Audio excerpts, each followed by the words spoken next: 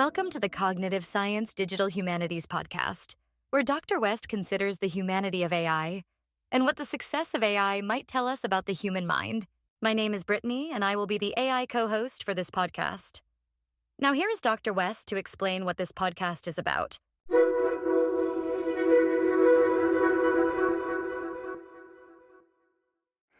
This podcast is basically about artificial intelligence and its intersection with culture. And I'm doing this because I think, well, one, it's fascinating, and two, it's exciting. So I think for the first time in the history of the human race, we now have a new participant in human culture. Okay? And that is AI. And that's amazing. So I want to think about this, but I want to think about it in a way that's, I think, different from the way other people are thinking about it. So I think a lot of people are thinking about it as a threat. So that's interesting. They're like, or that it's inhuman, it's just awful, or it's going to take over the economy, there's so many people thinking about it. So what am I going to do here that is different? Okay, so what I'm going to do that's different is I'm going to think about it more from the middle. So what I mean by that is the space directly impacted the intersection between AI and culture. Okay. And I think that space is being ignored. And I think that only makes sense because at the universities, we have people. So my background is in cognitive science. My name is Robert West. I'm a professor of cognitive science at Carleton University in Ottawa, Canada. And I also teach a course in the digital humanities on cognitive science and the digital humanities. So I'm mainly a cognitive scientist, but anyway, so what I think is going on is that people are addressing this from their silos.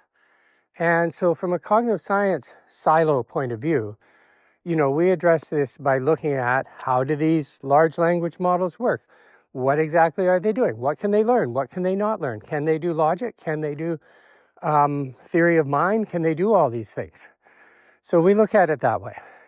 From a humanities point of view, people look at it from the point of view of who are these things? Are they an invading species? Are they human? They don't seem human. They seem not human. What does it mean to be human? Can they really understand a poem? Can they appreciate a play? What are they doing? What is their morality? What's up with them? Right? But they're not really looking at how they work. So we've got one group of people looking at how they work, but not much at what they're doing. And another group of people looking at what they're doing, but not much at how they work. And I think this is causing a lot of confusion.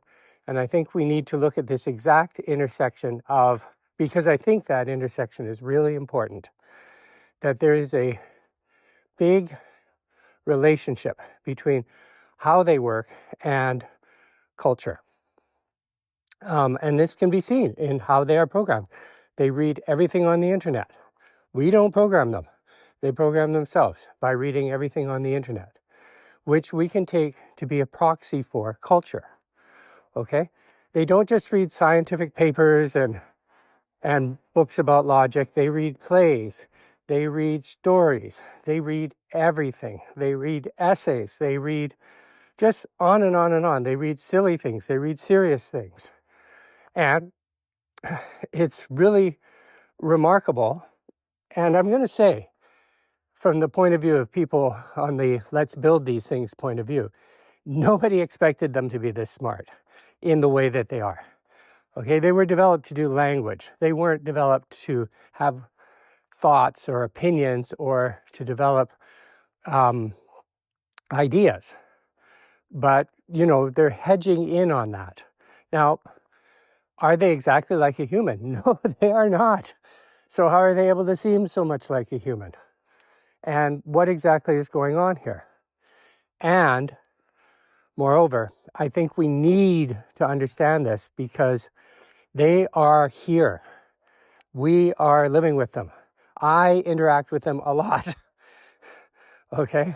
A lot of people are using them. It's a huge cultural shift, I think, and it will be. We're just at the beginning of it. Okay. So anyway, I will lay down my thoughts about this, and that's the whole podcast, basically. Yeah. Okay. Thank you. That sounds fascinating. I'm so excited to be a part of this podcast. Have a fantastic day, and we'll see you in the next episode.